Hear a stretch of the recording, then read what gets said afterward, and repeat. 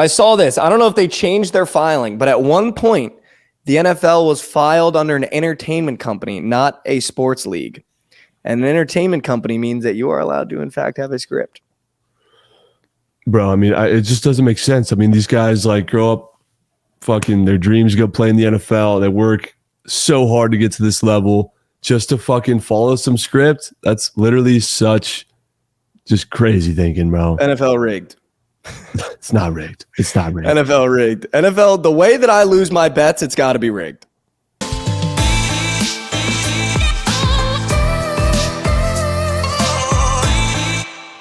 We're back for another episode of TFM Bets. Trent, how we doing, bro?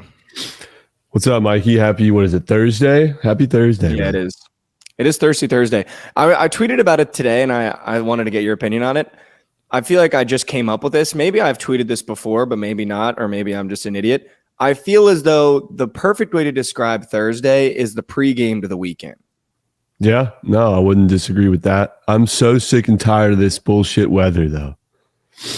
Yeah, I mean, for those of you that don't know, we're based out of the great state of Texas, and right now it is snowing, raining, icing, and it's just, it's not fun. It's not fun. It's not fun at all. I'm currently looking at icicles right now outside my window. And I was proposed the question, why didn't you bring a jacket yesterday? And my answer was because I was moving to fucking Texas. So I didn't bring a jacket. I'm from the East Coast. I've got plenty of jackets. But I will say the one thing that's so surprising about like this whole situation being from the East Coast is I put it on my Instagram story yesterday. There's no salt. So when it snows, Texas is just like, you know what, guys, hands up. We just got to get through this one together. Like the sidewalks are just pure ice. The side streets are pure ice. Like there's no act of, we could probably fix this if we just put a little salt down. Like it's literally just like, all right, we're just going to have to get through this one, guys. Like just wait till it gets warm again. No, it's like I was born and raised in California, bro. Nobody knows how to drive in the rain. And after going to college in Texas and realizing nobody knows how to fucking drive in the ice here either. Dude, it's actually incredible because I've had to walk everywhere. I don't live in the house, so I'm kind of like I'm like right near Dallas. So I've had to walk everywhere. So I basically had to live off of like 7-Eleven grocery shopping. And dude, walking everywhere, I'm not even kidding you. I went down yesterday. Like I fell yesterday. I was walking and like, yes, dude, I was walking. The sidewalks are so icy. And to get to this gas station, there's no, like the way the ice is configured, there's no way to get around where there's no like steep slopes or whatever sometimes. So I'll like go on the grass because you can just walk on ice on grass because you can put more weight on it and it'll snap. Yeah. And I'm going to the 7-Eleven and I'm walking on the grass for this one part. And then to get off the grass, it's kind of like a little hill, like a little steep, little slope, I would call it. So I like put my weight back and I go to like slide down the slope. Front leg gives out on my ass in front of like 3 people, slid all the way down to the sidewalk. And I was like, dude, this is fucking like, I'm so over this, bro. GG's. Literally, dude. I had to make like 2 trips yesterday. I'm not even kidding. You can't make this shit up. I had to make 2 trips yesterday because I went to go get food and then I needed to go get, I wanted like a Gatorade and like some other stuff. And like, it's not cold, like walking. It's not cold out. It's just dangerous to walk because there's so much ice. And I'm not even kidding you. The way I was walking, you can't make this up. I had a homeless man that was like walking. We like walked by each other. And while we were walking by each other, I had a homeless man be like, What did he do? I had a homeless man be like, because he was also shuffling. We were like shuffling. And so I'm like, well, I'm shuffling by him. He's shuffling by me. And I'm not even kidding. You can't make this shit up. We're like shuffling by each other. And like, I slip a little bit and he looks at me and we both stop. And he just goes, what are we doing out here, man? I looked at him. I was like, I got no idea, dude. I'm just trying to survive. And he was like, no, I feel that. And then we both just shuffled away, dude. That's fucking It was hilarious. like me almost falling caused him to stop because he was like, oh shit, maybe I'm gonna go down. And we like made eye contact. And I guess like, when you're about to fall, your eyes like open. So I guarantee you my eyes were like super open. And he was just like, what are we doing out here, man? I was like, I don't know, dude. We need the fucking drunk. sun to come out so we could stop doing this bullshit. Yeah, I mean, that would just be Oh my god, dude, the things I would do for some sun right now are close to illegal. But speaking of the sun, we do kind of have to. I mean, we should talk about a little bit what happened yesterday on Wednesday, the college basketball slate. Speaking of the Suns lost by 40, cost me some units. And we talked about them last episode about how much they suck. I know and how much I hate them. I was confident in them at home to tuck me in late night, last game of the slate, chasing some units. Nope, down 40 at half.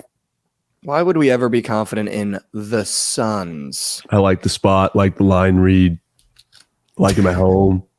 Like the spot, like the line read, checks the score, they're down by 50. Hey, how about that Providence Legacy cover? Yeah, no, we're a wagon. We should have won the game. I'm not one to do this, but you know, obviously it's tough to play in someone else's crib because the refs are always going to be a little bit more on your side. It happens in Providence. You know, when we play too, we definitely get the luck of the roll with the refs. But I mean, there is some really questionable calls towards the end of the second half and in that overtime when we had the lead, and then when we were down a couple points in the overtime that weren't called our way, but then were called the other way to give Xavier the lead. But listen, they're going to come to our crib and they're going to get fucking smacked. I hope Fremantle is healthy for when they come play us so that there's no excuses. Cause if we're on our home floor, we beat that team by 20. I'm not even kidding. Like the way that we are shaping up right now and the way that Ed Cooley has this team playing, we are the best team in the Big East. And, you know, it was a great +4 cover. Jared Bynum's 3 at the end, I don't know if you watched it, rimmed out. Oh, we had a shot with 1.8 left, and he got it in the corner, clean release, and it literally rimmed out. So we almost won that game. Your boy Devin Carter, legacy cover on his points also in overtime. With a steal to do it too. It was like we were down 3. If Xavier scored that possession, we were definitely done. And he fucking cookied and then went coast to coast, euroed the kid that was trying to stop him and put the layup in. So that was tough. I love this team though. I'm super excited. Yeah, during the surgical stream, they were top of the polls in getting the community lay, and I made the executive house call to take them out because I thought it was cake, but sure enough, it wasn't. So good job covering. Yeah, listen, I want everyone to doubt us. I think yesterday was the first time Krabs in a full year or maybe ever has actually bet on the Friars, and it was because he was forced to because the BTL squad ride became Providence. But listen, we're just one of those teams, dude. We're just one of those teams. There's not going to be many spreads we don't cover this year, especially if you give us points, dude. I mean, we are the cream of the crop of the Big East. I wish I was more passionate, more into college basketball. I'm definitely getting a lot more into it, especially now this week where there's nothing else on except basketball. And dude, I've been starting to hear a lot of people agree with our NBA takes.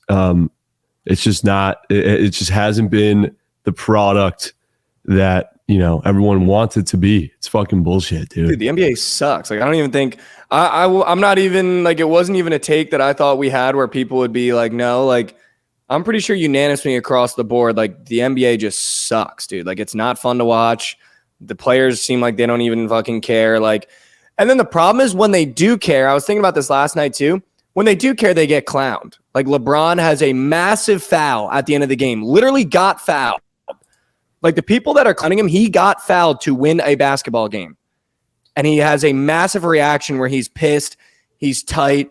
That foul wins him the game. He goes to the free throw line. He makes one free throw. They win the game. There was no more time left, and he got fucking fouled. And he gets clowned on social media for caring about a regular season basketball game. If that was a college game and those kids are freaking out, everyone is going, that's a foul. That's a foul. You just ruined that kid's career. That's a win you're taking away from that team. So it's and I've had this take forever. NBA fans fucking suck, dude. They're the worst fans of every single professional sport. I don't care. The super, super big NBA fans, they're the worst of any sport because it's always looking for a reason to clown, dude. The fact that it's LeBron James and he cares about a regular season game that we're going to make a bit out of it is a reason why no one's watching your fucking sport. If I was an NBA player and I had an emotional moment, I wouldn't even let myself feel it. Cause it's dude, so I'm going to be on Twitter getting blasted for actually caring, dude. It starts with Ronnie 2K and all those bots, dude. NBA fans are the worst. I mean, he was way too animated on that call, I will say. But that's a win and loss. I know, but that is a win to a loss. That was the most blatant foul I've ever seen on a drive to a layup against a rival that is the Boston Celtics. Dude, how about the Boston Celtics? Like that was literally the rival of the NBA that we were talking about. That probably is the only rivalry that like maybe people care about anymore. And he gets blatantly fouled and you don't call it. Dude, I didn't even think it was that funny that people were clowning him for it. I was like, dude, I'd be fucking pissed too. That's a win and loss right there. Yeah. Especially in the West where you're separated by 5 games. Like, dude, get the fuck out of here. If that was a college kid, you'd be like, dude, he got fucking fouled. Just because it's LeBron and he cares about a regular season game. Come on. Speaking of NBA, I saw this TikTok. I saw a TikTok of somebody just talking about the Grizzlies and Dylan Brooks. And he was just like, anytime Dylan Brooks or the Grizzlies are playing, you need to nuke his under. Dude fucking sucks. And I've been paying attention to it. And he puts up like 10, 15 shots a game, makes like 2 of them, bro. So next time the Grizzlies are playing, let's test the theory and take his under.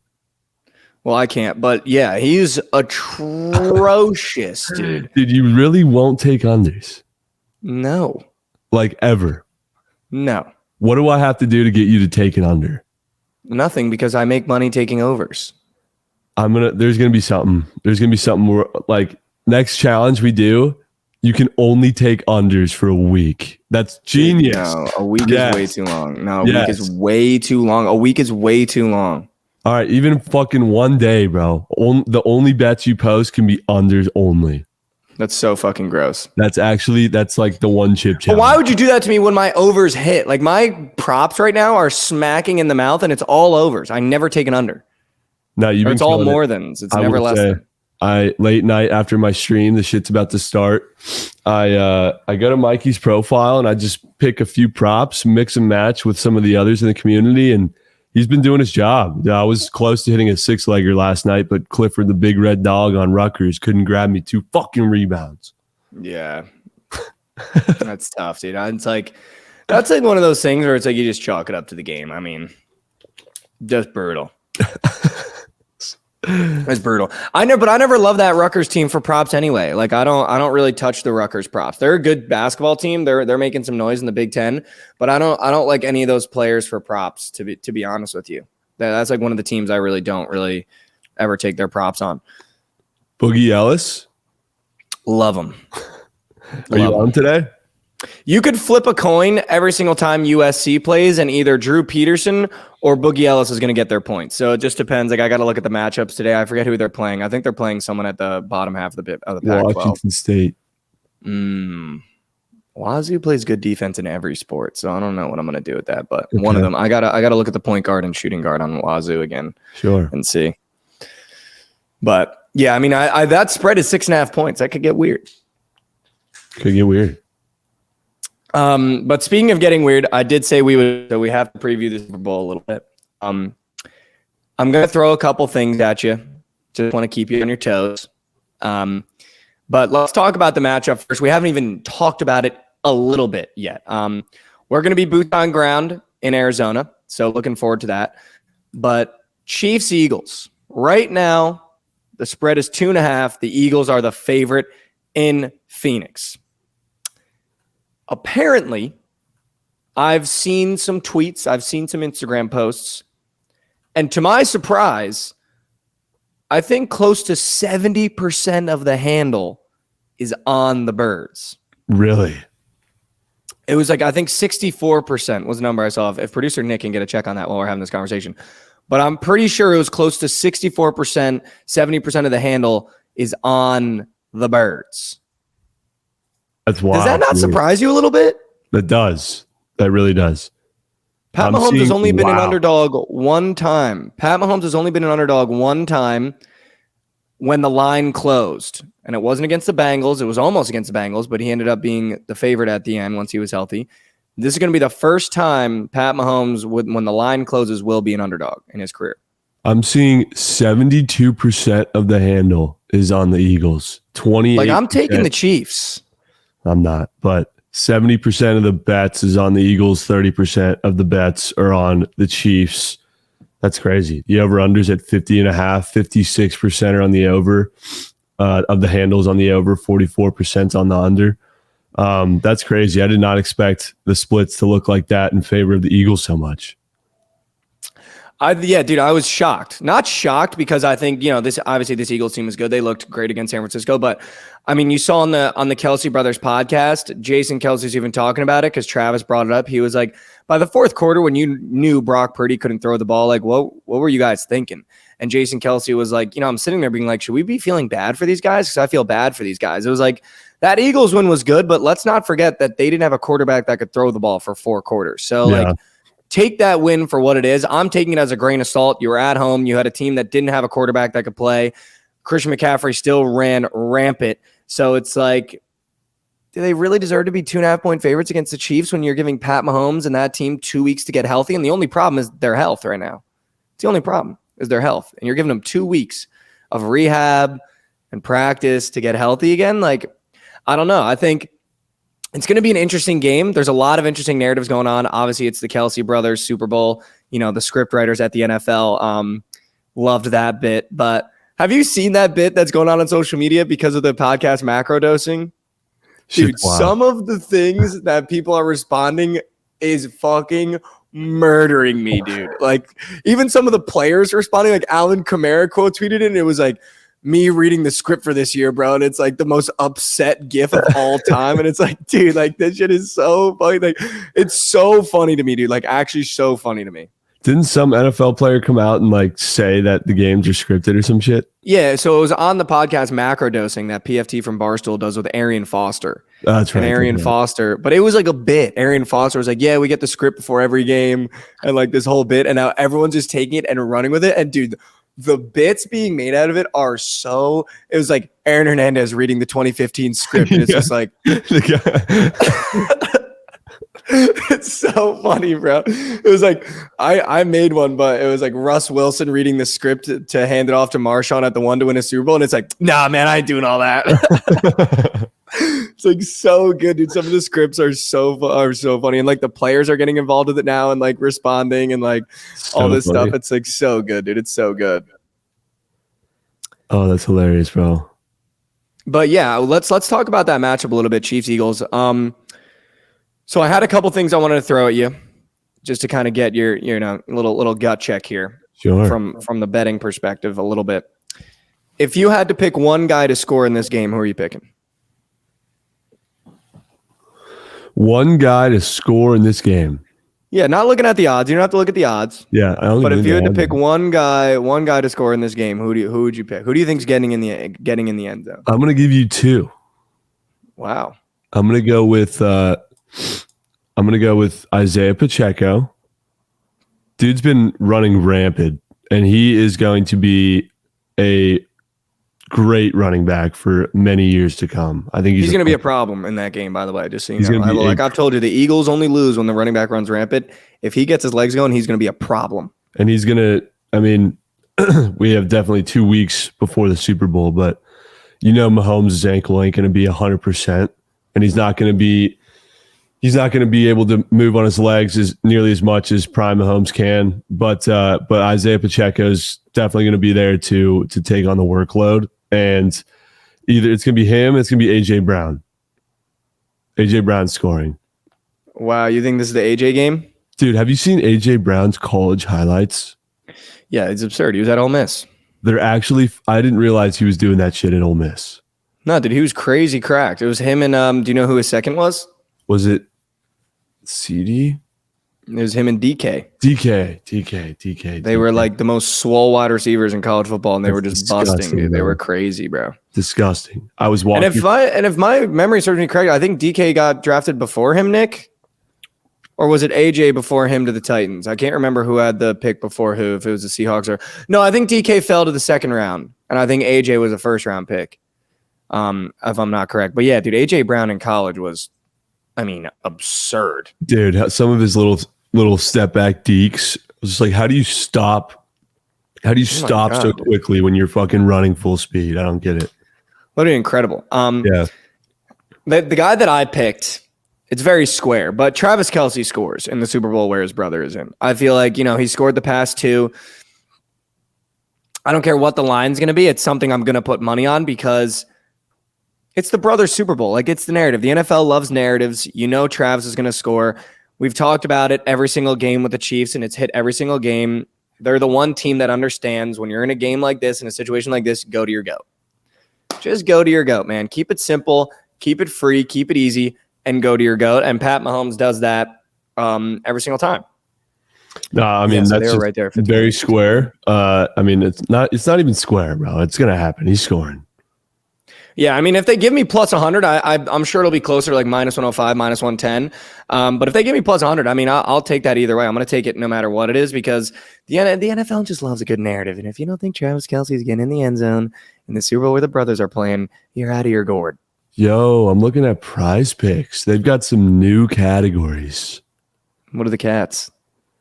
They have 20 or punts inside the 20. They have 50+ yard punts. They have pass deflections. What? They've got over under first downs allowed for both defenses. 20.5 first downs. What? That feels like a lot. That's a lot. That feels like a lot. Third down conversions allowed. Fourth down conversions allowed, and they're both at half, or no, Eagles are at half a fourth down conversion. Chiefs are at 1. And tackles for loss. Those are the new categories. I just want everyone that's listening to know that, if you're not watching the YouTube version, the excitement in Trent's face when these categories popped up, and of course the first category he reads has to do with feet, is an all-time display of what this podcast is about. So they have Kelce on reception touchdowns. He's the only gentleman sitting there.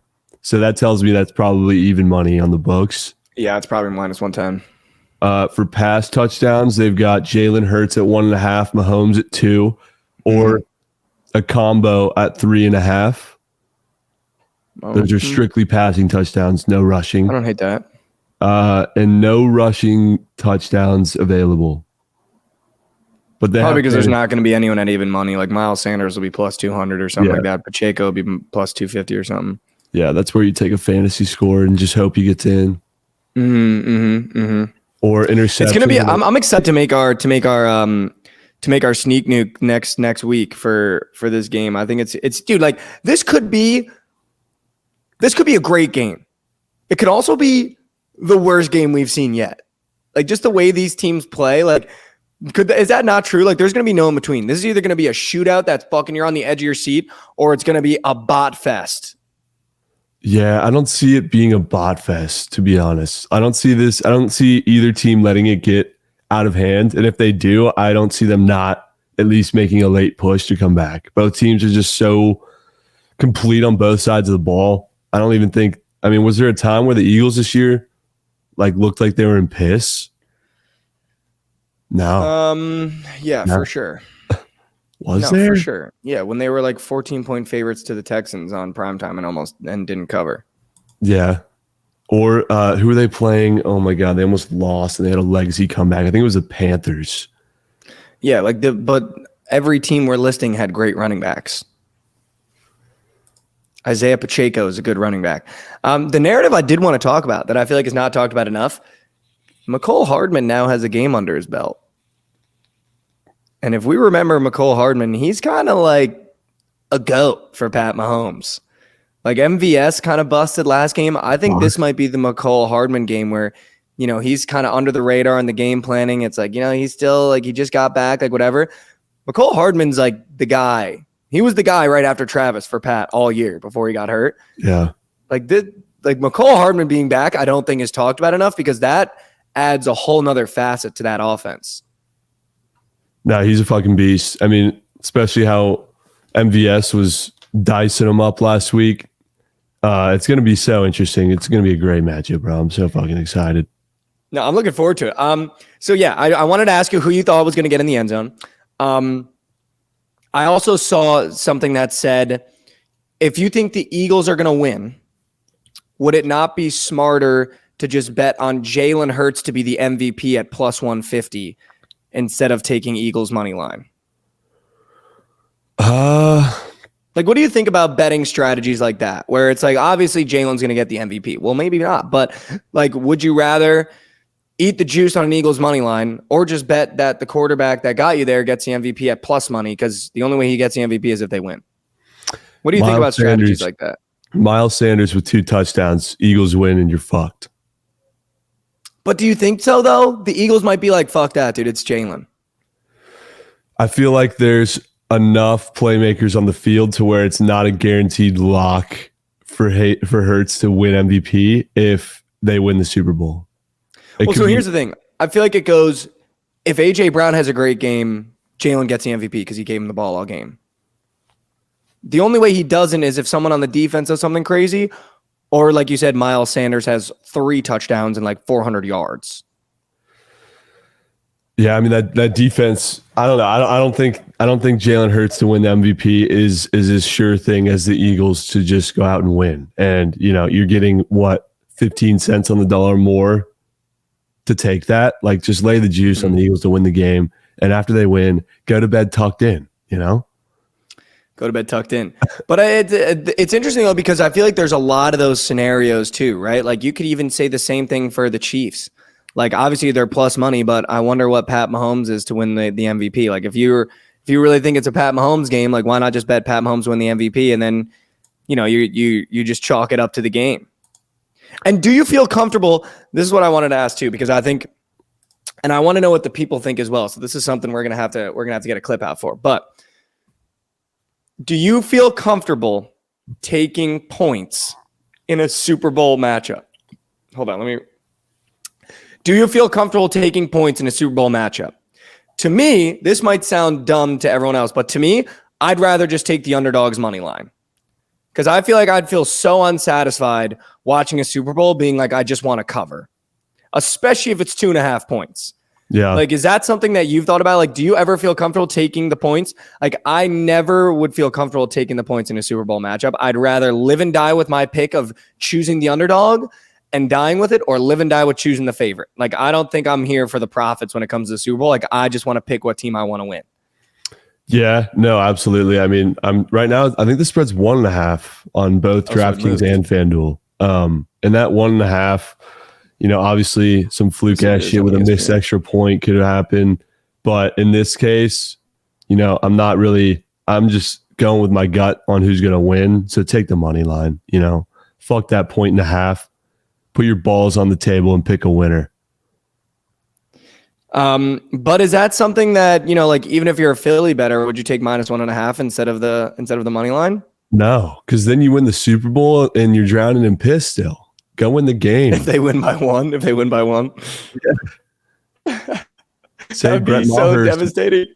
Maher makes a surprise appearance, misses that extra point, and you're in piss. Oh my God, dude. Could you imagine? Brett gets flown in for the Birds.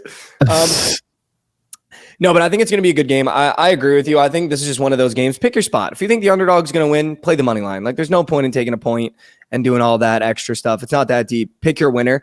I also feel like the Super Bowl is the perfect game to get weird with your props. And when I say get weird with your props, I don't mean like the Gatorade color and the national anthem, but that's what we're going to talk about that next week. But I mean, like, if Travis Kelce's yards is at 70, don't be afraid to sprinkle on 100 plus at plus money. Like, if you think, like, if you have a guy that you think is going to have a game, like, I feel like the Super Bowl is the one event where I'm going to put my nuts on tape and take a lot of plus chicky on guys that I think are going to have great games. Yeah. Like, if McCall Hardman's yards is at like 35, I might take it to like 70 plus and like see what kind of plus chick I get, because the Super Bowl is the kind of game where guys go nuts. There's chunk plays because people are nervous. Once you find your guy, he goes to him all game. I mean, you saw it last time the Chiefs were in the Super Bowl. Pat Mahomes, once they realized they were down, he fed Travis Kelce, I think, 12 times on one drive. So it's like, find your guys. Like, if you think Devontae Smith is going to have a game, if Devontae Smith gets over his receiving yards that the book puts it at, he's going to get over it by 20, 30 yards. But if he doesn't get over it, he's going to go under by 20, 30 yards, because that's just the way the Super Bowl works, I feel like, Yeah. You can I feel like taking some unders, which I know you don't do, on some of these guys who don't even fucking sniff the ball could be a look. Could be a look. You know what I'm No, I thinking think right here? unders are a good play too. I'm looking at the value for MVP odds. I think you're getting really good value at Chad Henne at plus 10,000. Hear And me the out. sharps are moving that line quick. Hear me out. First quarter, ankle not feeling great. Not feeling great. Chad Henne legacy is going to have to come in, step up. All of a sudden, he's throwing absolute dimes. He's dicing up Philly's defense. And then the question becomes, he's so locked in. Do we put Mahomes back in or do we let him keep being a legacy out there? Do you He hear stays yourself out right there and he goes and wins the Chiefs a Super Bowl. Do you actually hear yourself right now? Chad Henne is dicing the Eagles defense, dude. Do you hear yourself?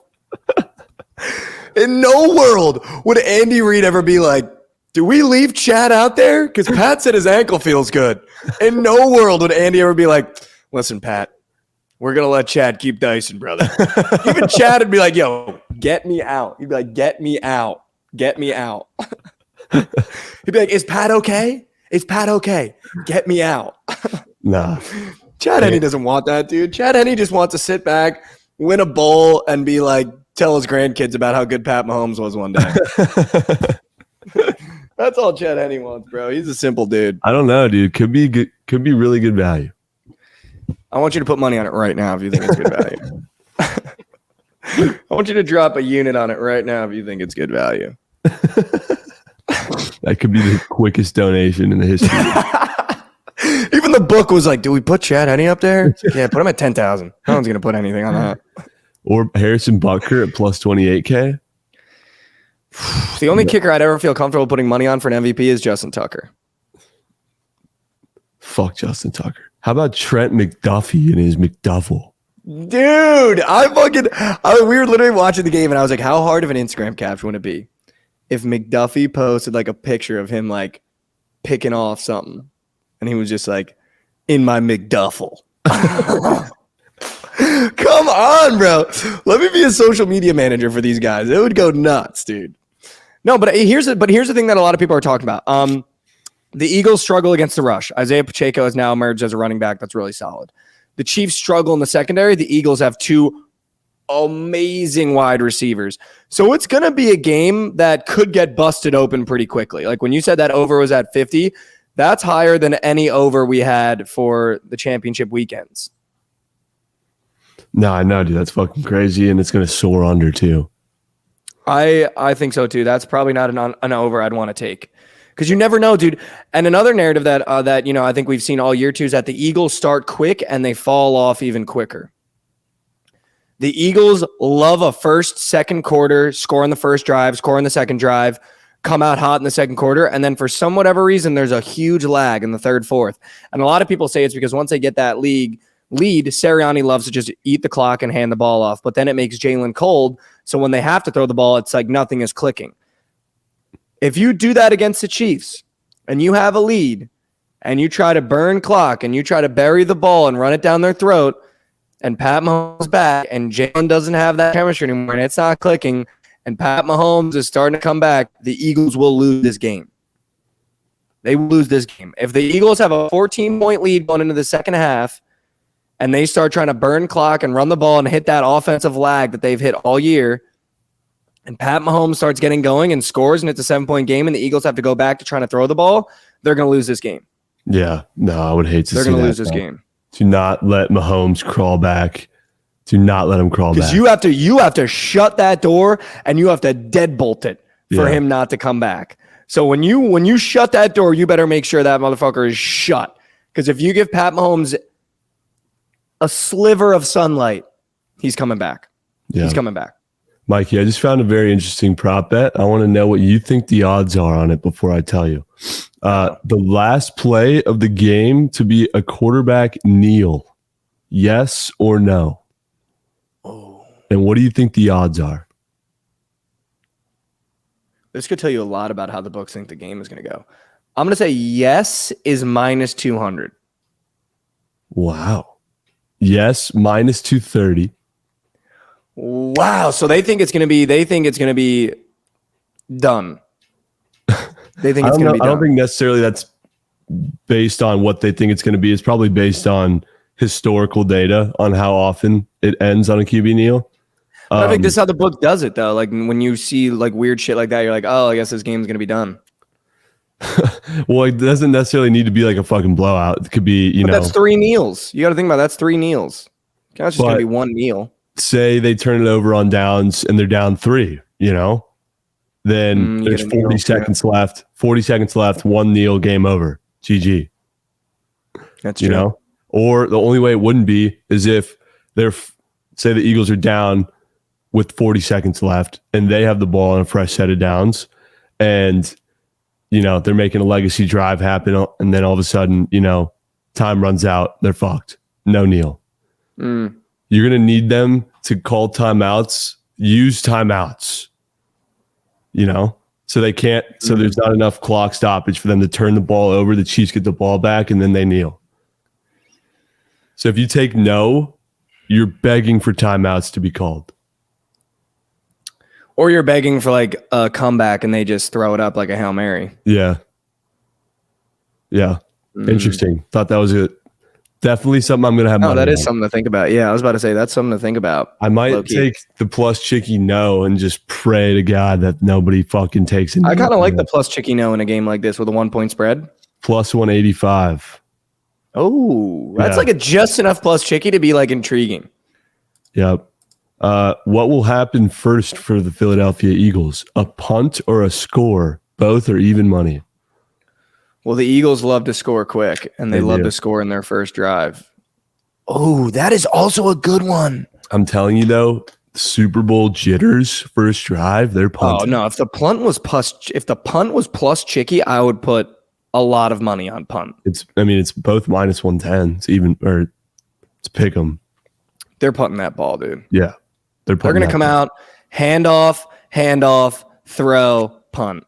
The Chiefs are favored to punt first. Minus 120 to punt. Score points plus 100 on first. What will happen first? Wow. Yeah, interesting. I kind of like the Chiefs to score on their first drive. First offensive play of the game, Super Bowl jitters. Is it a run or a pass? It depends who has the ball. If it's the Chiefs, it's a pass. If it's the Eagles, it's a run. Run is minus 130. Pass is plus 108. Wow. I feel like what it's a run. What would you do? I feel like it's a run. You go run? Yeah. Just to get the first snap out of the way. Remember the first snap of that one Super Bowl with the Broncos? Mm-hmm. Where it was someone had plus 10K or something crazy on it being a safety. And it actually ended up hitting because it was a snap over the head of, I think it was Peyton Manning or maybe it was the Seahawks. I forget who. But snap over the head, fumble recovered, safety. Could you imagine? So Could you imagine starting a Super Bowl like that? It was Manning, Nick Yale. No, that Super Bowl, that was the worst Super Bowl of all time. Yeah, no, I think that one is up there with Broncos Panthers. Yeah, that one was pretty bad too. I saw TikTok Cam Newton couldn't do anything about that game, and what were they saying? Apparently, like, who were they? Wait, it was Broncos Panthers, right? Yeah, it was Cam Newton. I don't know. It was just basically pointing out all the facts where this game was scripted for Manning to get his Super Bowl W on his last season or whatever. Yeah, I know.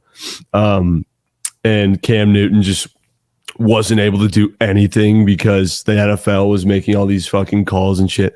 I don't like that narrative, bro. You think they really rig games? No shot. The NFL is rigged for sure. There's way too many moving parts for it to actually work. Like, what's his name? But did you know? I saw this. I don't know if they changed their filing, but at one point, the NFL was filed under an entertainment company, not a sports league. And an entertainment company means that you are allowed to, in fact, have a script. Bro, I mean, it just doesn't make sense. I mean, these guys like grow up, fucking their dreams go play in the NFL. They work so hard to get to this level just to fucking follow some script. That's literally such just crazy thinking, bro. NFL rigged. It's not rigged. It's not rigged. NFL rigged. NFL, the way that I lose my bets, it's got to be rigged. This is a popular one that's being talked about right now. Oh wow! Hold on, this one's crazy. Opening kickoff of the second half to be returned for a touchdown. The plus chicky better be like plus 500. Oh, it's plus 10,000. And Plus no, 500. What am I thinking? no could be a great lay piece at minus 50,000. You would love that for a Surge 6 piece. Should I make a Surge 6? You have to. You have to make a Surge 6 same gamer with the most absurd shit. Minus 50,000, no touchdown return. Imagine it's McCall Hardman and he just cribs it, dude. Oh my God, you'd be drowning. You'd be drowning, dude. All right, little same game parlay, boys. We're going to go opening kickoff in the second half to not be returned at minus 50K. It's a good look. Parlay that with also the opening kickoff return for a touchdown to not be returned. So both halves, you can't parlay those. God damn it. I was going to say, what would that parlay be? Like minus, like what? Minus 35,000. Then you parlay that with the MVP to be an offensive player.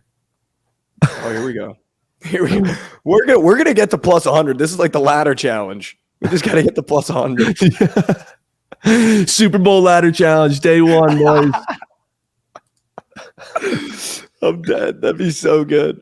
No, but there's so many good props. The Gatorade color is gonna be red, by the way. Oh, I am the Gatorade color Lord and Savior.